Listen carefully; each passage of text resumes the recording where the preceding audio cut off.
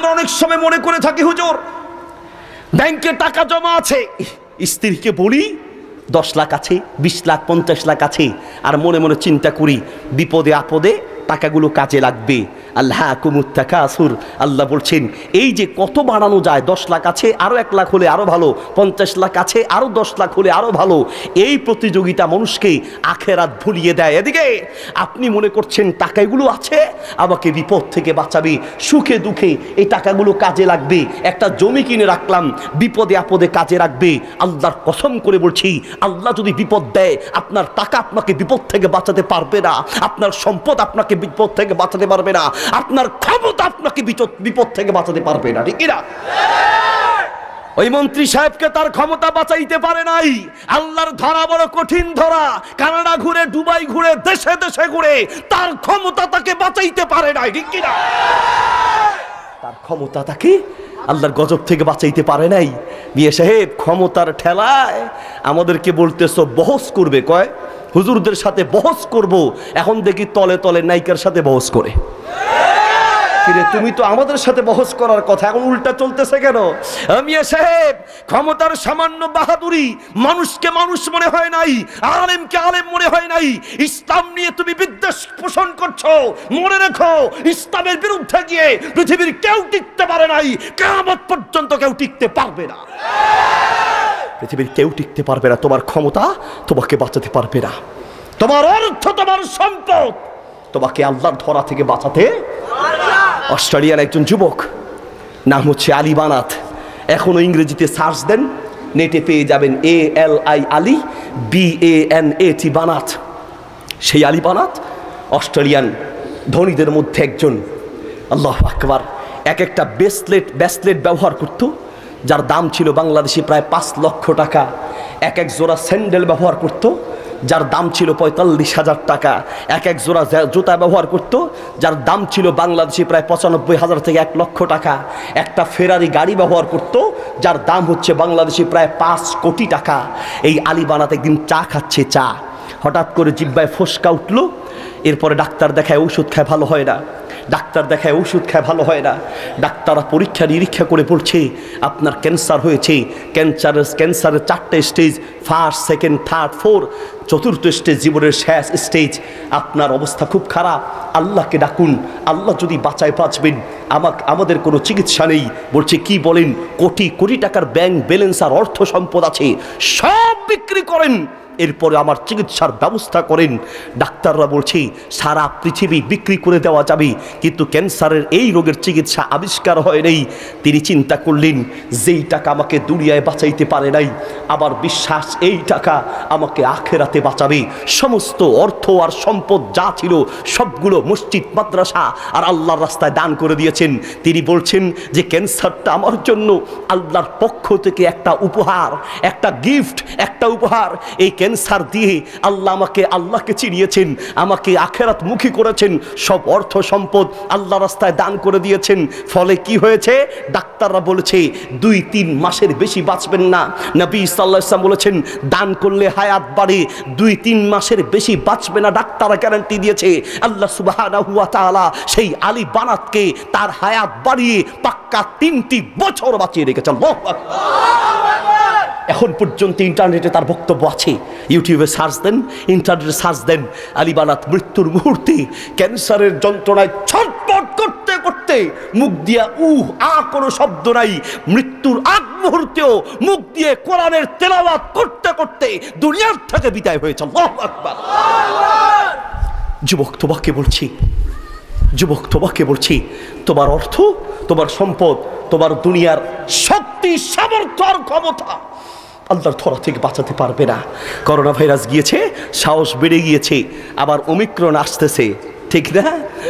Omicron আসছে। মিয়া সাহেব এখন তো হুজুর ওমিক্রন ভয় পাই না। আমার একজন হুজুর, আমার আব্বা প্রতিদিন ওমিক্রন একটা করে খায়। ওমিক্রন একটা ট্যাবলেট আছে, এটা প্রতিদিন একটা করে খায়।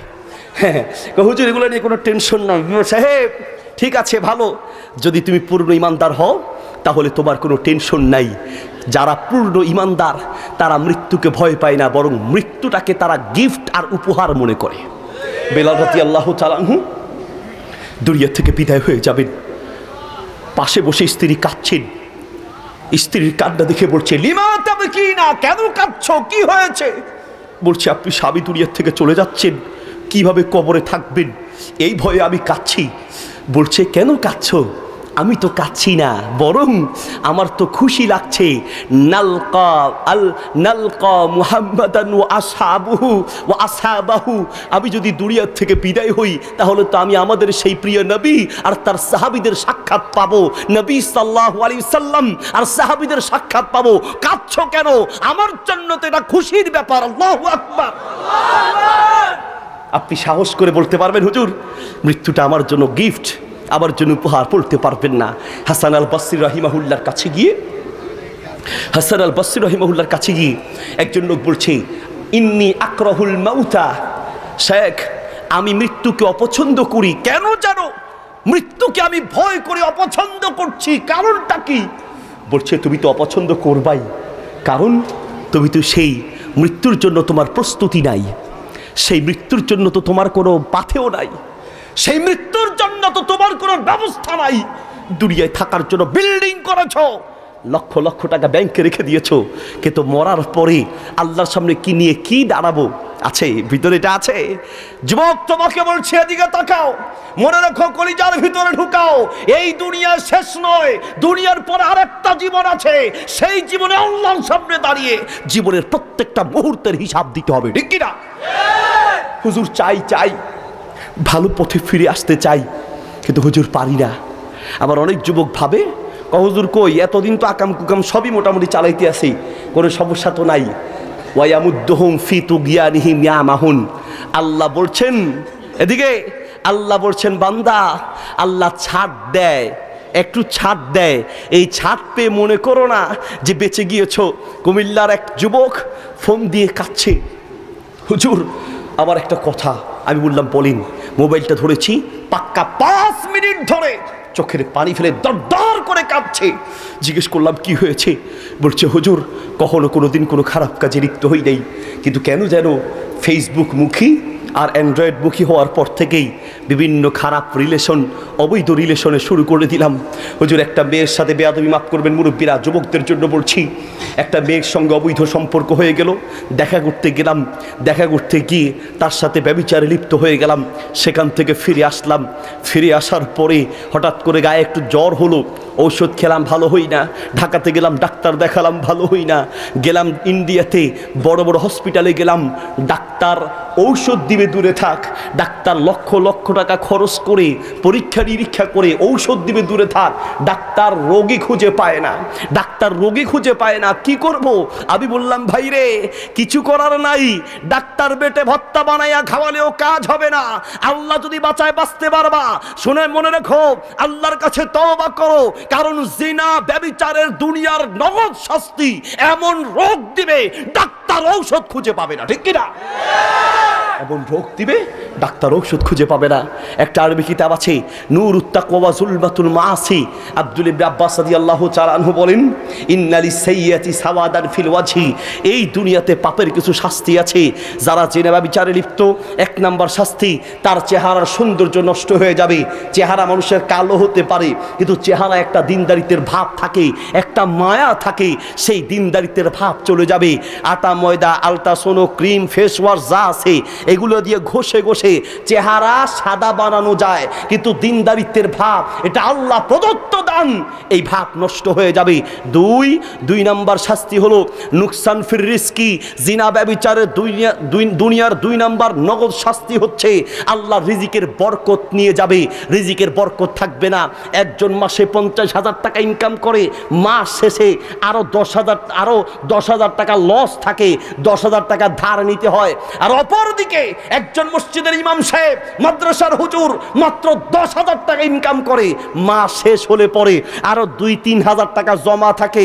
50,000 টাকা ইনকাম করে, মাস শেষে অভাব দেখা দেয়। আর 10,000 টাকা ইনকাম করে, মাস শেষে আরো উল্টা জমা থাকে। পার্থক্য কোথায়? একজনের রুজিতে বরকত আছে, আর একজনের রুজিতে বরকত নাই। নুকসান ফির রিজকি, রিজিকের বরকত কমে যাবে। নাম্বার 3, তিন নাম্বার পাপের শাস্তি বাক্তাতান ফি কুলুবিল খালক, সৃষ্টি জগতের অন্তরে তোমার প্রতি ঘৃণা সৃষ্টি করে দেওয়া হবে, ঘৃণা সৃষ্টি করে দেওয়া হবে। মানুষের দিনদার মানুষ তোমাকে ভালোবাসতে পারবে না। নাম্বার চার নাম্বার দুনিয়ার নগদ জিনা ব্যভিচারের শাস্তি হচ্ছে ওয়াহনান ফিল বাদান, আল্লাহ শরীরে এমন রোগ দিবে ডাক্তার ঔষধ খুঁজে পাবে না। যুবক তোমাকে বলছি এখনো সময় আছে, হুজুর চেষ্টা করি পাপ থেকে বাঁচার জন্য, কিন্তু হুজুর পারি না। কলিজার ভিতরে একটা ভয় ঢুকাও, বুঝার জন্য তোমাকে একটা দৃষ্টান্ত দিচ্ছি। মসজিদের পাশ দিয়ে একটা মেয়ে বাড়িতে যাবে, যাওয়ার পথে হঠাৎ অন্ধকার একটা রাস্তা, হঠাৎ সামনে শিয়ালের ডাক শুনে দৌড়ে এসে মসজিদের পাশে একটা ছোট্ট রুম, সেই রুমে ঢুকে পড়লেন। রুমে ঢুকেই দেখছে একটা যুবক সেখানে বসে বসে তেলাওয়াত করছে, কোরআন পড়ছে। এই বাচ্চার ছেলেটাকে দেখেই মেয়েটি বলল, ভাই আপনি একটু মেহরবানি করে আজকে রাত আমাকে থাকার ব্যবস্থা করে দেন, আমি বেড়াতে গিয়েছি, আসতে রাত বেশি হয়ে গিয়েছে, এখন যদি সামনের দিকে যাই শিয়ালের ডাক শুনছি, আমাকে খেয়ে ফেলবে, আমার জীবনটা বাঁচান। যুবক বলল, আপনি একজন যুবতী মানুষ আর আমি একজন যুবক, কি করে আমার সাথে আপনাকে রাখি?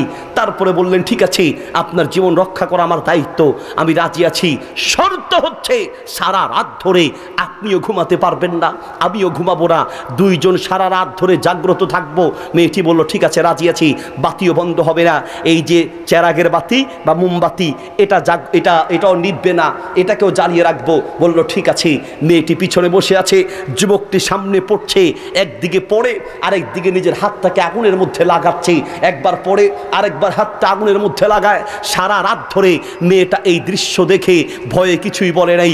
সকাল হলো, চলে গেল বাপের বাড়িতে, গিয়ে বাবাকে বলল, বাবা যাও তাড়াতাড়ি ওই মসজিদের পাশে একটা যুবক থাকে, ওই যুবকটাকে একটু বাড়িতে দাওয়াত দাও, তার সঙ্গে আমার একটু কথা আছে। কি কথা? বললো দাওয়াত দাও, তারপরে বলবো। বাড়িতে যুবকটাকে দাওয়াত দিল। দাওয়াত দেওয়ার পরে এই যুবককে বলল, ভাই আপনাকে একটা প্রশ্ন করতে চাই। কি প্রশ্ন? সারা রাত ধরে দেখলাম একদিকে পড়ছেন আর একদিকে নিজের হাতটাকে নিজে আগুনে জ্বালিয়ে ফেলছেন, এই দৃশ্য তো পৃথিবীর কোথাও দেখি নেই, কেন নিজের হাত নিজে জ্বালাচ্ছেন? বলছে, বোন কিছু মনে করবেন না, যেহেতু প্রশ্ন করেছেন এই জন্য আপনাকে খুলেই বলি। বোন আপনি একজন যুবতী, আমি একজন যুবক, আপনার ভিতরে যৌবনের শক্তি আছে, আমার ভিতরেও যৌবনের শক্তি আছে। আপনি যখন আমার পিছনে বসে আছেন, আমাকে শয়তান বারবার আবার অন্তরে সে কুমন্ত্রণা দিচ্ছে, আমি যেন আপনাকে ধর্ষণ করি, আপনার সাথে জিনার ব্যভিচারে লিপ্ত হয়ে যাই। নিজের মনটাকে বুঝাবো কি করে, নিজেকে কিভাবে কন্ট্রোল করব, এই জন্য আগুনের ভিতরে নিজের হাতটা দিয়ে নিজের মনটাকে বুঝাচ্ছি। ওরে মন, এখন যদি তুমি এই দুনিয়ার সামান্য আগুনের যন্ত্রণা সহ্য করতে না পারো, এই দুনিয়ার থেকে বিদায় হওয়ার পরে জিনা ব্যভিচার করে যদি দুনিয়ার থেকে বিদায় হও, এই দুনিয়ার আগুনের চেয়ে 69 গুণ উত্তপ্ত জাহান্নামের আগুনে তোমাকে জ্বলতে হবে। নিজে হাত আগুনের মধ্যে হাত লাগিয়ে নিজের মনটাকে বুঝিয়েছি, শয়তানের ষড়যন্ত্র থেকে রক্ষা করেছি, নিজেকে জিনার ব্যভিচার থেকে হেফাজত করেছি। আল্লাহু আকবার। একটা ভয় কলিজার ভিতরে ঢুকাও, আমাকে আল্লাহর সামনে দাঁড়াতে হবে, আমাকে হিসাব দিতে হবে, আমি যদি কোনো হারাম কাজে লিপ্ত হই জাহান্নামে যেতে হবে। যুবক এগুলো ছাড়ো। হুজুর কি বলেন আপনি? 5 বছরের সম্পর্ক কেমনে ছাড়বো হুজুর? 3 বছরের সম্পর্ক একদিন কথা বলতে না পারলেই তো হুজুর কলিজায় আগুন ধরে যায়। একটা মেসেজের জবাব দিতে 5 মিনিট দেরি হলে আর সহ্য করতে পারি না হুজুর। তাহলে কেমনে পারবো? ওরে না দেখলে আমার কলিজা চলে যায় হুজুর। ওর সাথে একদিন সাক্ষাৎ না হলে আমি মনে হয় দুনিয়ার ভিতরে নাই হুজুর। কেমনে এই সম্পর্ক ত্যাগ করব? পারবে যুবক, পারবে? শোনো, নবী সাল্লাল্লাহু আলাইহি ওয়াসাল্লামের একটা হাদিস তোমাকে শোনাই। আত-তারগিব ওয়াত-তারহিব কিতাবে হাদিসটি এসেছে, মুসনাদে আহমদে আছে। নবী সাল্লাল্লাহু আলাইহি ওয়াসাল্লাম বলেন, ইন্নাকা লান তাদআ শাইআন লিল্লাহ, ইন্নাকা লান তাদআ শাইআন লিল্লাহ, তুমি আল্লাহর জন্য, পৃথিবীর কারো জন্য নয়, পৃথিবীর কারো জন্য নয়, তুমি আল্লাহর জন্য, আল্লাহর ভয়ে যদি কোনো একটা কাজ ছাড়তে পারো, ইল্লা আবদালাকাল্লাহু মা হুয়া খায়রুম মিনহু, আল্লাহর নবী বলছেন এই দুনিয়াতে আল্লাহ তোমার জন্য তার চেয়ে উত্তম ব্যবস্থা করবে। আল্লাহু আকবার। তুমি সুদের চাকরি করছো হুজুর, কেমনে ছাড়মু? ছাড়লে আমার কি হবে? তুমি হারামের সাথে জড়িত আছো, তুমি হারাম ব্যবসা করছো, তুমি ঘুষ খাচ্ছ, তুমি সুদ খাচ্ছ, হুজুর কেমনে ছাড়ি? ইস কি ছাক্কা মজা, কি যে মজা, কেমনে ছাড়ি হুজুর এই চাকরিটা ছাড়লে খাবো কি? আল্লাহর কসম দিয়ে বলছি, আল্লাহর নবী বলেছেন তুমি আল্লাহর জন্য ছেড়ে দিয়ে দেখো, তোমার ওই হারাম চাকরি আল্লাহর জন্য ছেড়ে দাও, তোমার ওই হারাম সম্পর্ক আল্লাহর জন্য ছেড়ে দাও, তোমার ওই হারাম রিলেশন আল্লাহর জন্য ছেড়ে দাও, আল্লাহ এই দুনিয়াতে তার চেয়ে উত্তম ব্যবস্থা করবে। ঠিক কি না? উত্তম ব্যবস্থা করবে। উত্তম ব্যবস্থা, উত্তম ব্যবস্থা মানে মাসে 20,000 টাকার চাকরি ছেড়ে দিয়েছো, 1 লাখ টাকার চাকরি পাবে, এটার নাম উত্তম ব্যবস্থা নয়। হতে পারে তুমি 20,000 টাকার চাকরি ছেড়ে দিয়ে 10,000 বা 5,000 টাকার চাকরি পাবে, অসুবিধা নাই। মনে রেখো, হতে পারে 50,000 টাকা ইনকাম করে যে অশান্তিতে আছে, যে অশান্তিতে আছে, 10,000 টাকা ইনকামের ভিতরে তার চেয়ে বেশি শান্তি আল্লাহ তোমার জন্য ব্যবস্থা করবেন। শান্তি দুনিয়ার মানুষের কাছে নয়, শান্তি যার পক্ষ থেকে আসে তিনি কে?